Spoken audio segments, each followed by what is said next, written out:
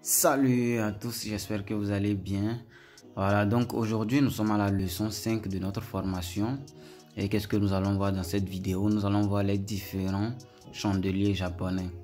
Voilà, dans la vidéo précédente, nous avons eu à donner les caractéristiques des chandeliers japonais. Donc dans cette vidéo, nous allons essayer de voir les différents types de chandeliers japonais que nous avons. Voilà, c'est vraiment important cette leçon. Donc restez jusqu'à la fin de cette vidéo. Je vous assure que vous n'allez pas regretter. Et si vous êtes nouveau sur ma chaîne YouTube, abonnez-vous, likez surtout, s'il vous plaît, likez, abonnez-vous, ça ne vous coûte rien. C'est une façon de m'encourager, vous voyez, non? Donc on se retrouve après le générique.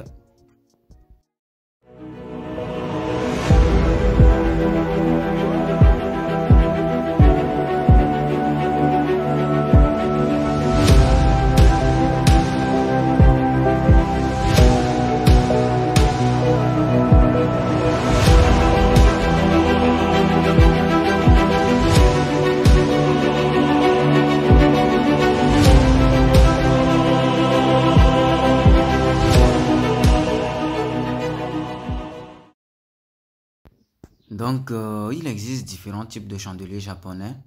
Vous voyez, non, je dirais même plusieurs. Et c'est vraiment important de connaître ces chandeliers japonais-là. Est-ce que vous voyez? Parce que chaque chandelier japonais joue un rôle important dans le trading. Vous voyez, non? Et nous n'allons plus tarder, nous allons commencer rapidement par ces chandeliers japonais-là. Voilà, nous allons voir le doji. Donc, le doji est une bougie japonaise qui n'a pas de corps. Vous voyez bien que ici nous n'avons pas de corps. Vous voyez, non, le doji est composé uniquement que des bougies. Donc c'est ça le doji. Et où retrouve-t-on le doji? Voilà, souvent dans les fins de tendance. Est-ce que vous voyez? C'est-à-dire que le marché monte. Après la montée du marché, on remarque l'apparition d'un doji. Et après ce doji là, le marché se retourne. Est-ce que vous voyez? Voilà, donc l'apparition d'un doji en haut du marché, voilà, peut vous donner un signal de retournement. Et si vous voulez prendre position après l'apparition d'un doji là, qu'est-ce qu'il faut faire? Il faut attendre une bougie baissière, une bougie rouge comme celle-ci. Après la clôture de cette bougie là, vous vous positionnez à la baisse.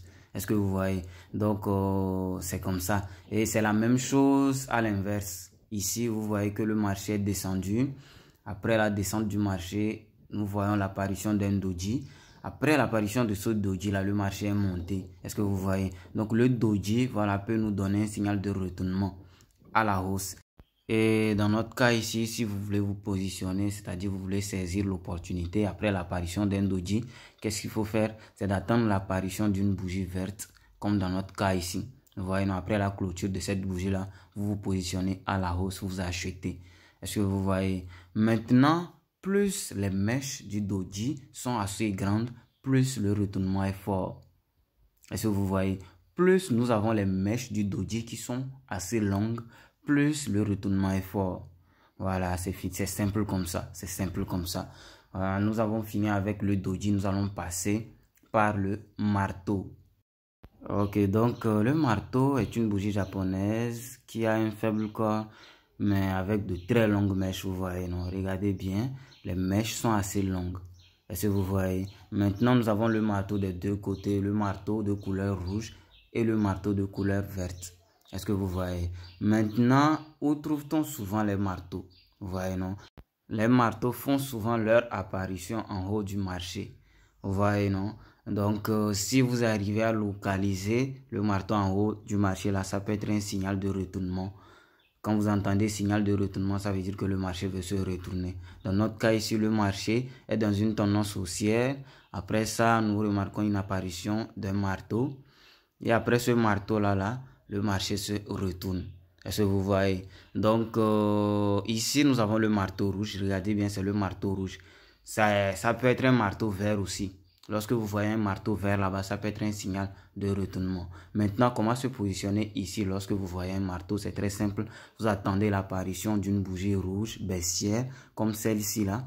Voilà, après l'apparition de cette bougie, après la clôture de cette bougie là, vous vous positionnez à la baisse. Est-ce que vous voyez? Donc, c'est très simple comme ça. Maintenant, c'est la même chose dans le cas inverse. Vous voyez? Donc, dans le cas inverse ici, vous voyez que le marteau est en bas du marché, c'est-à-dire en fin de tendance. Et comment se positionner lorsque vous remarquez un marteau, voilà, comme ceci. C'est d'attendre une bougie haussière de couleur verte, vous voyez, non? Voilà, après cette bougie, après la clôture de cette bougie-là, vous vous positionnez, c'est-à-dire vous achetez. Vous voyez, non? Et c'est ça, c'est fini comme ça. Maintenant, plus les mèches du marteau sont assez longues, plus le retournement est fort. Vous voyez, plus les mèches du marteau sont assez longues ou grandes là, plus le retournement est fort. Vous voyez, non?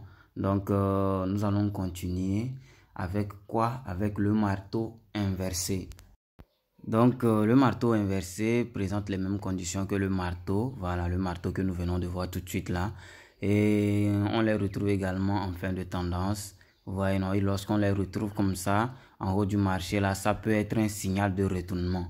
Vous voyez, non? Et si vous voulez trader, voilà, ce marteau là, c'est-à-dire vous voulez trader après l'apparition du marteau inversé là, qu'est-ce que vous faites? Vous attendez l'apparition d'une bougie rouge baissière, comme celle-ci ici là. Après la clôture de cette bougie là, vous vous positionnez, c'est-à-dire vous vendez.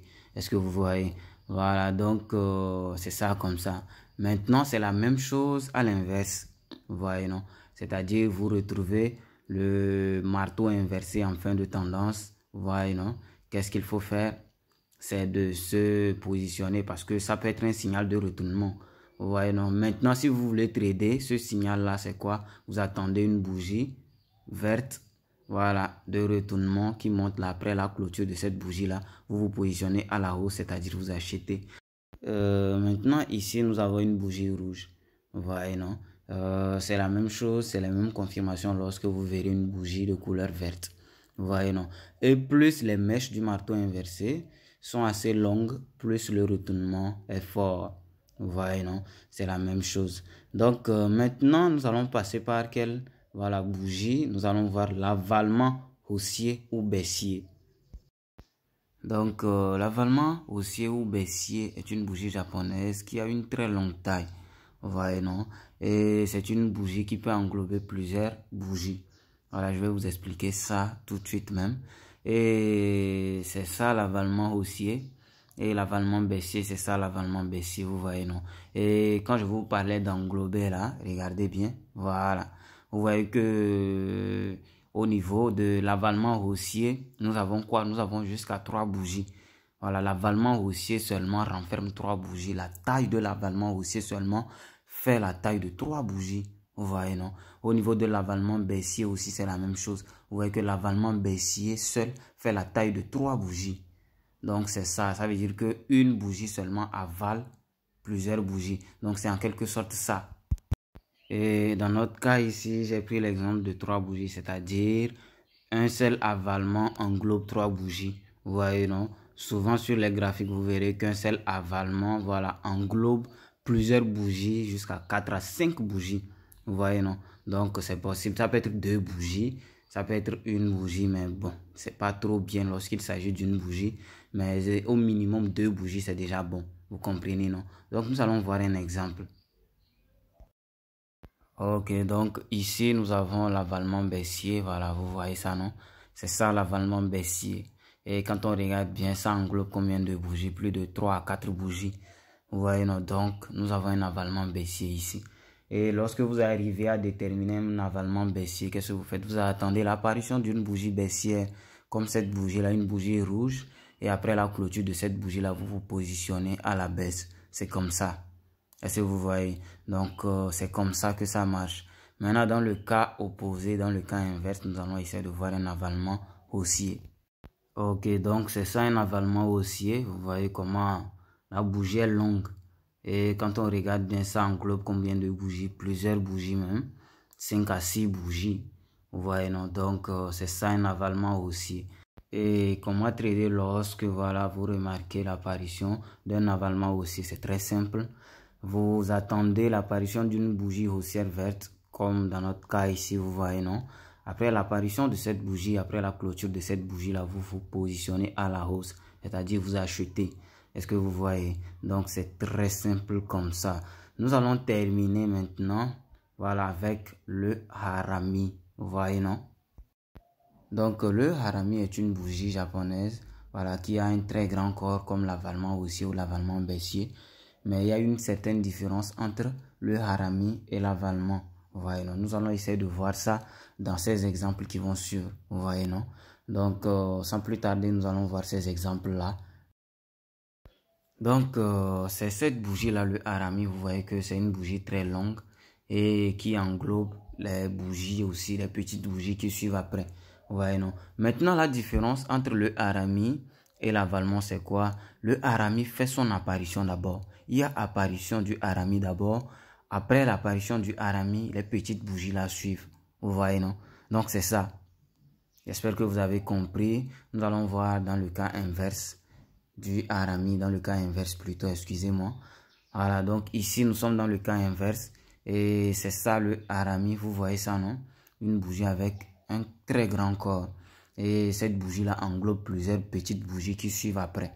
Est-ce que vous voyez? Et la différence encore ici entre le harami et l'avalement, c'est quoi? Le harami apparaît d'abord. Et après l'apparition du harami, nous avons les petites bougies qui suivent. Est-ce que vous voyez? Voilà, donc c'est ça le harami. J'espère que vous avez compris. Voilà. Toutes ces bougies que nous avons citées dans cette vidéo-là sont vraiment importantes. Donc, mémorisez-les. Parce que les leçons suivantes, là, voilà, ça va beaucoup jouer dans les leçons suivantes. Est-ce que vous voyez? Merci.